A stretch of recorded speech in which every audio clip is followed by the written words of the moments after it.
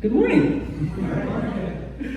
Oh man, it is so good to be back in this house that I've grown up in and come to love and come to know the people here. So I'm just so excited and so thankful just to be here again. And yeah, it is such a blessing. And I was asked to give a little testimony of thanks for the past year of my life, and well, I'm just ready for that, I think the Lord's doing a lot for us all the time, and so we always have something to be thankful for, and giving thanks shouldn't be kind of a big deal, but yeah, so here I am with a testimony of thanks from this last year.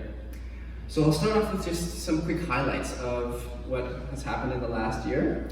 A big thing that's happened in the last year is I got engaged. So that's pretty exciting.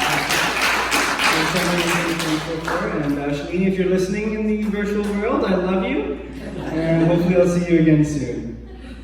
So that's just something I've been very thankful for, and getting to see how the Lord has kind of taken me through that process and the things He's taught me already through that relationship and through that journey, and things that I might not have learned by myself or in this time. So I'm very thankful for that.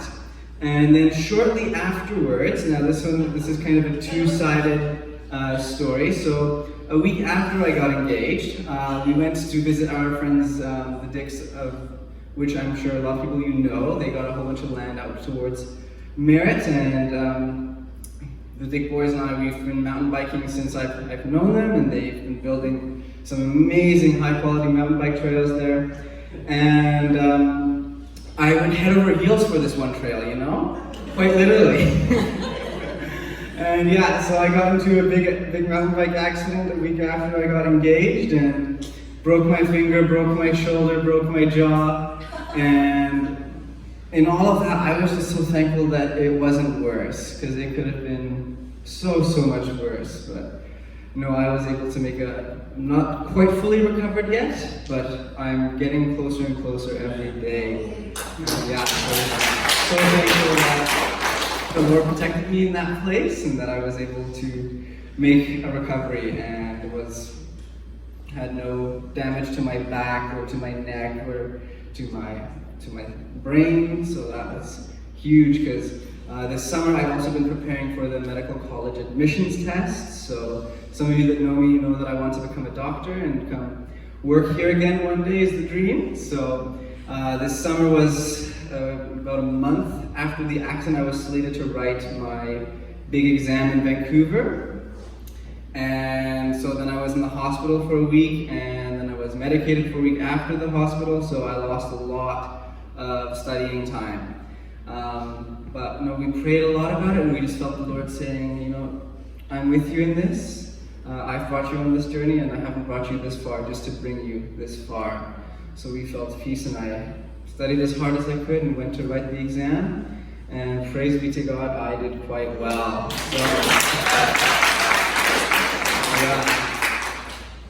So there's a lot of, oftentimes we get these big events in our lives which are so easy to be thankful for, and so easy to see things to be thankful for and to be grateful for. But I think so often in life we forget about the little things we take for granted, like a roof over our heads, or food on our plate, or the morning coffee, and not just the morning coffee cup. So there's a lot of things we have to be thankful for, things that if they were taken away from us, all of a sudden we would realize, oh wow, we were actually really blessed to have that thing.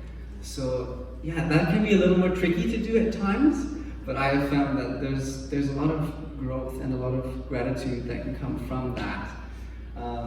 Another one that's not necessarily a little thing, but can often, I find, also be kind of pushed to the sides or be taken for granted, is the people in our lives. So whether that's your friends or your family, I'm so thankful for my family especially, and how they've, since we were little, built this culture of gratitude in our home, especially for the people in our lives. At everybody's birthday in our house, we go barge in early in the morning before they're awake, and we sit around in their bedroom and we drink coffee, and we tell the birthday person what we're thankful for about them. And so it's a culture of gratitude in our house that I'm so grateful to have been grown up with. And then when things get rough, life isn't all sunshine and roses. And for some of us, we have more sunshine and roses than others. No, not that. I actually remember when about when that happened, my mom sent like a text to our big extended family about what my dad said that day, and she wrote it in Afrikaans first, because that's where my dad was coming from, and right away I knew he said moonshine, didn't he? But we love you, Dad. But yeah, so things can get hard, and in the difficult times it can be difficult to give thanks. And this is not to say that we give thanks for the hardship, we don't give thanks for the suffering, but in the suffering, God can do amazing things. In the suffering can come amazing growth, and that is what we can be thankful for. And so that's an important difference to make. We don't say thank you for the hardships. We say thank you for the growth and those things, the good things that God brings out of it. Like when Joseph was sold into slavery, he didn't say thank you for being sold and being betrayed by his family. He said thank you for the things that the Lord was able to do with him in that situation. Yeah. And I'm thinking about this now. In James chapter 1, it says that like when troubles come, count it as an opportunity for great joy, for the testing of your faith and the endurance that comes from that. So we don't give thanks for the troubles necessarily, but we give thanks for the growth that comes from that. Yeah, so and again, my first verse that I want to bring up then on that note is Romans 8:28, where it says, "And we know that in all things God works for the good of those who love him and who have been called according to his purpose." That says all things, not just the good things, not just some things, all things. And oftentimes, especially in the hard times, it can be hard to see that, but just to know that we can take great comfort in that. That's a promise, and God doesn't renege on his promises. And then from that, we go on to 1 Thessalonians 5:18. So, give thanks in all circumstances, for this is God's will for you in Christ Jesus. So when the hard times come, we are to give thanks. When the good times come, when the in-between times come, it's time to give thanks. For God is still with us, and he's still working with us, and still doing good things for us, even though it may be hard for us to see. And just on that note, when the hard times come, it is okay to grieve. It is okay to recognize that things are tough, and it is okay to say we're not okay. And it is okay to find help, and but to also not lose sight of the Lord, and not lose sight of the good things he has done in the past, and he will still do. I think of this year, as we've said, the big event of this year is COVID-19, and there's a lot of terrible things that have happened with that, a lot of things that we enjoy we can't do anymore. A lot of people have lost loved ones or haven't been able to go see their loved ones anymore, and so that's rough. But in that, there's also things we can be grateful for. Some things that I'm grateful for with the situation, not that I'm thankful for the virus, but some good things have come out of it. I was able to be home a lot more this summer than was planned and be with my family. And even now, as we go back to university with all the classes being online, we have a lot more flexibility with that to come home and to spend a little extra time, not just the long weekend, but a little bit before and a little bit after, which is quite nice also. And just like with our extended family in South Africa, when everything moved online, we realized now we can spend more time with our family in South Africa virtually. So I'm more connected now with my family in South Africa than we were before the virus came. So there are some things to be thankful for. And as I've said already, my mountain bike accident, as rough as that was, there's a lot of I have to be thankful for in that. A lot of grace that I saw, a lot of the Lord's protection that I saw, and I saw promises being confirmed through that.